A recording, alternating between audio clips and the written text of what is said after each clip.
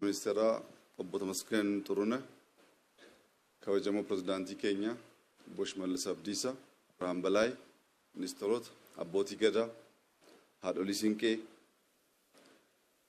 uummata asitti argamtan hundaaf duraan dursa qeexoo kaleessa irraa dhunnee itti dhiqannee itti guddanne sababa ta'ee ijaaf ijaa wal arginee haala kanaan deebinee waa'ee misoomaa waa'ee nagaa dubbachuu akka dandeenyu nu taasise kana kennaa waaqaa kennaa uummata keenya sababa guddaa waan nu ta'eef gammachuutti dhaga'ame isin ibsuu barbaada. Bara ijoollummaa siin gaafa ceenu qeexoon bara lakkaa'ee yeroo lakkaa'ee akkaataa kanaan uummata keenyatti deebinee ijaaf ijaa wal agarree nagaa walitti dhaamnee gammachuu walii ibsinee hawwii gaarii qabnu wal geenyee mari'achuu akka dandeenyu gochuu danda'a kan jedhu amantaa akkasiin qabuun ture. Bara sana yaadattu aspaaltiin hin jiru rakkoodha asiin darbuun waan salphaan turre garuu har'a qeexoon deebi'ee maatii kootti na deebisuu danda'uu isaatti gammachuu guddaatu natti dhaga'ama. Egaa maatiin gaafa yeroo jalqabaatiif wal argu nagaa wal gaafata waan ta'eef akkam jirtu nagaa keessanii qe'een nagaadhaa maatiin nagaadhaa ummanni keenya nagaa jaallata. Ummanni keenya kadhaa isaa keessatti kan nagaan na bulchite nagaan na oolchi osoo hin jedhin manaan ba'u. Galgala hojii isaa raawwatee gaafa deebi'us kan nagaan na oolchite nagaan na bulcheedha. Galata galatatee rafa. Isa duwwaa garuu miti. Ummanni keenya nagaaf xiyyeeffannaa jaalala addaa waan qabuuf nagumaanuu ilma waaqaa jedhee fudhata. Ijoollee isaa nagaasoo nagaasaa jedhee maqaatti baafata.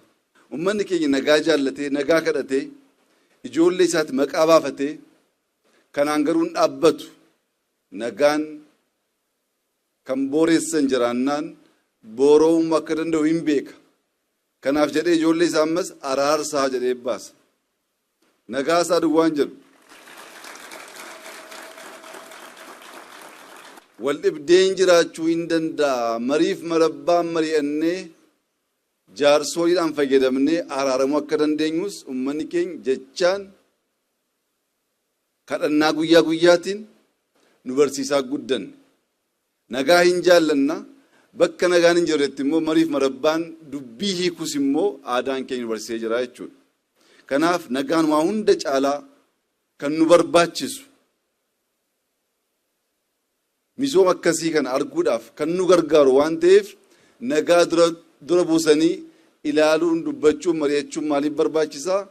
Godinni kun woo xiqqaate waggaa 30 waggaa 40 keessatti akkuma isin beektan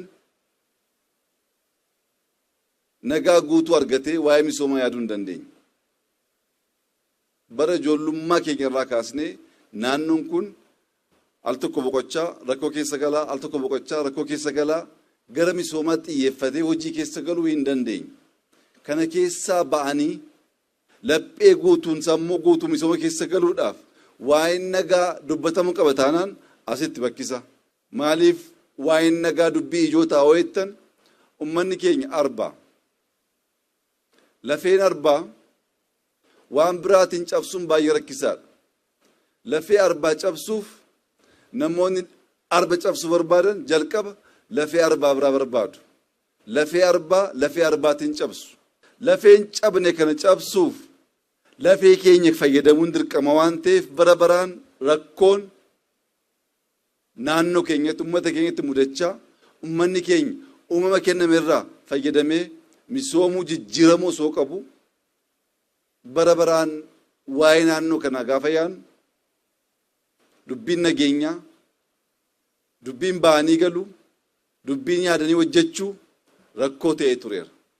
Uummanni keenya baritti dammaquu qabu amma natti fakkaatan maaliif weettan saawwa rakkoo keessa galte kan albeen natti fiigeef kan hordaan natti fiigee argee jette.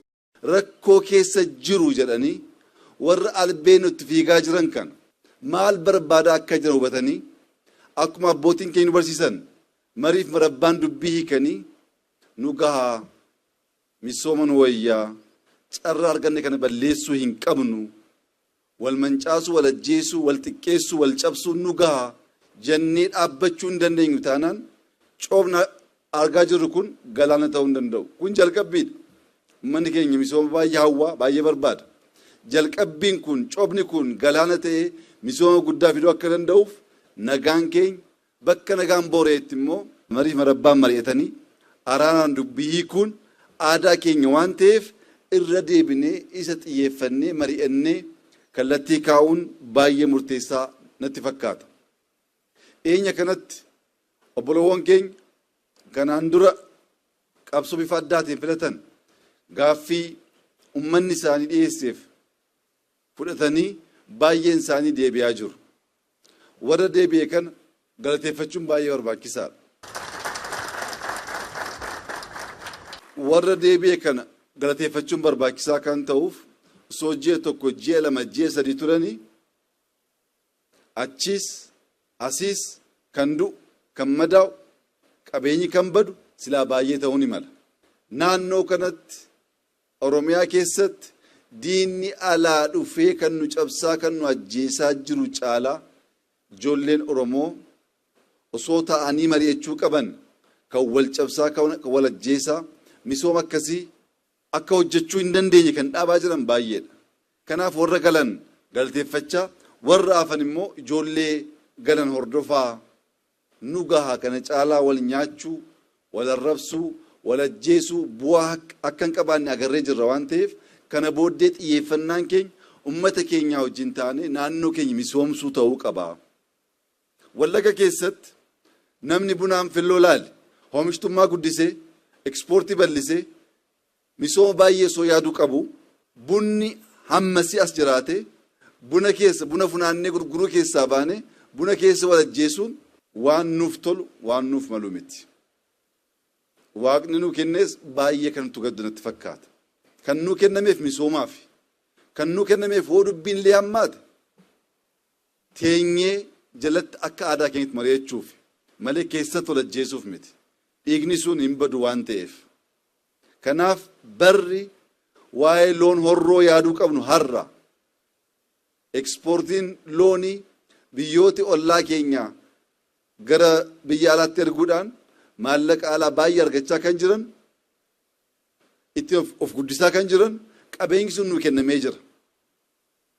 Bunaan filloo qabaannee loon horroo qabaannee boqqolloo misingaa warqee begii qabaannee kanaa misoomsinee nyaannee osoo hin quufin osoo teenyee mari'achuu dandeenyu afaan tokkoon yaada tokkoon waan nuuf toluu qabu waliin karoorsuu osoo dandeenyu inni immoo haafes maatii waliigaluu baachuu ni mala waliigalteen dhibnaanis karaa nagaatiin qabsaa'uun osoo danda'amu naannoo kana maqaa isaa malee maqaatti ba'ee eenyummaa isaa malee eenyummaan haaraatti kennamee namni galeetti ba'uu kan dadhabu misooma jalqabnee fixuu kan itti rakkannu ta'uunsaa baay'ee nama gaddisiisa.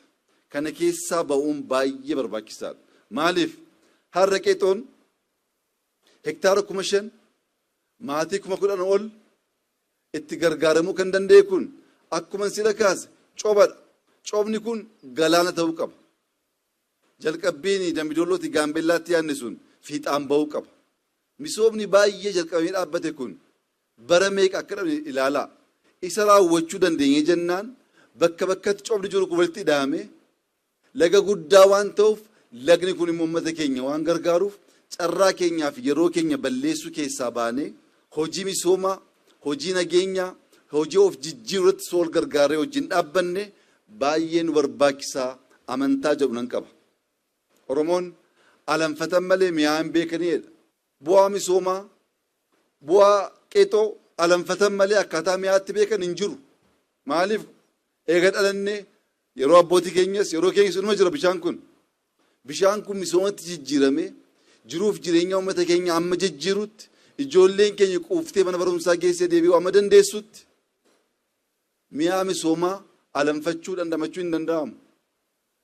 Kana gochuu akka dandeenyuuf Wallagga guutuutti coobni xixiqqoo kan misoomaa cobaa jira. Garuu coba kan walitti idaanee galaana amma goonutti nageenya saffisiisaa ummata keenya cinqii yaaddoo keessaa baasu bahee galee hojii hojjechuu akka danda'u kan du'e awwaallatee kan fuudhe cidaan gammachuudhaan gaggeessuu akka danda'uuf ummanni keenya laphee guutuudhaan ijoolleen keenya laphee guutuudhaan nu gahaa misoomatti deebi'uu qabna barri jechuu qabnu ammanatti fakkaata. Kana caalaa dubbiin akkasii kun adeemnaan yeroo keenya carraa keenya balleessaa waan deemuuf abbootiin guguddaa baay'ee jirtu jaarsoliin jirtu kadhattanii gorsitanii ijoollee keenya deebistanii nagaan keenya bal'atee nagaa amansiisaa qabaanne laphee guutuudhaan hojii misoomaa hojjechuu akka dandeenyuuf gahee keessan akka taphattan amaanaa jechuun barbaada.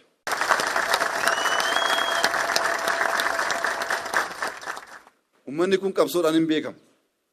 Qabsoo biyya keessaa, qabsoo naannoo isaa keessaa duwwaa osoo hin taane bakka rakkootti, bakka barbaachisaa ta'etti biyya alaas qabsaa'ee jira. Abdii Saagaa hundi keenya hin beekne. Biyya ormaatti orma kan rakkisaa beef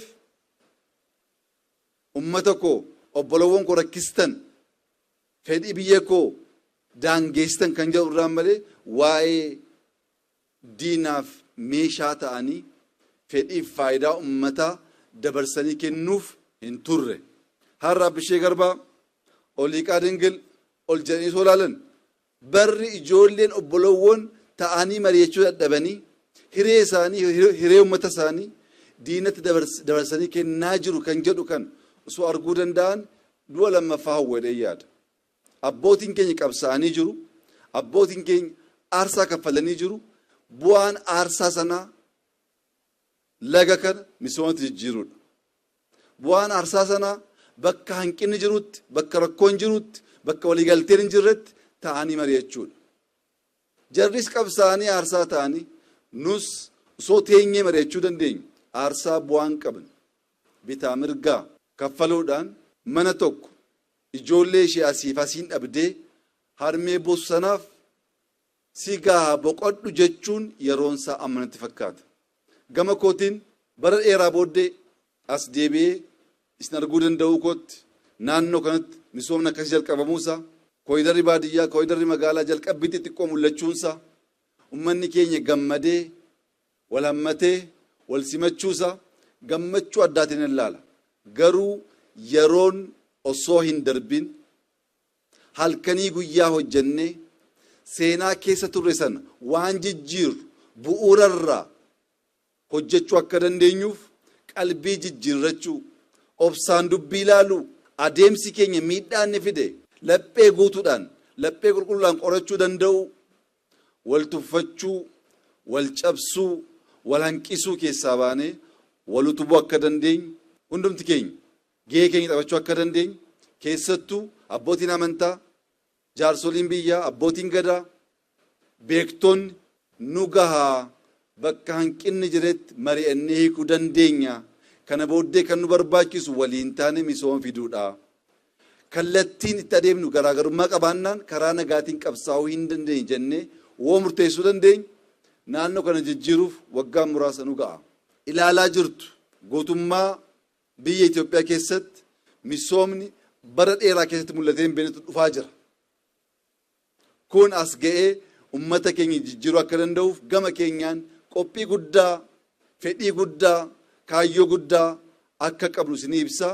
Waliin taanee inni kaleessaa darbeera isa borii balleessuurra ijoollee egeree boriftaan guddattee biyya kana gaggeessuu dandeessu cabsuurra of eegnee misoomatti xiyyeeffannaa hagoonu. Jalqabbiin kun baay'ee gaariidha. Carraaqqii keessaniif gargaarsa keessaniif galata guddaan isii galchuu barbaada. Garuu kun gahaa miti. Dachaa baay'eetiin waan caalu hojjechuu akka dandeenyuuf waliin dhaabbannu, hajabaannu, kan ummata keenya hiyyummaa, doofummaa keessaa baasuu danda'u misooma irratti xiyyeeffannee hojjechuu dandeenya jennaan inni kaan deebi'aa waan deemnutti fakkaata. Baga ijaaf ijaan, baga nagaan wal arguu dandeenya. Wallaggi ammas qeellam ammas akkuma kaleessaa gammachuunsaa gaarummaansa ija isaa fuula isaarraa hin mul'ata. Dhufaatii kootti baay'ee gammadeen jira. Walargoo keenyatti baay'ee gammadeen jira. Walargoon kun garuu baay'achaa akka deemuuf imaanaa silaa hin dagatinaa. Baga gammaddan, baga gammanne jalqabbiin kun baay'atee bal'atee hunda keenya amma jijjiirutti waliin taanee misoomatti xiyyeeffannaa jechuun barbaada. Galatoomaa ulfaadhaa naa jiraadhaa.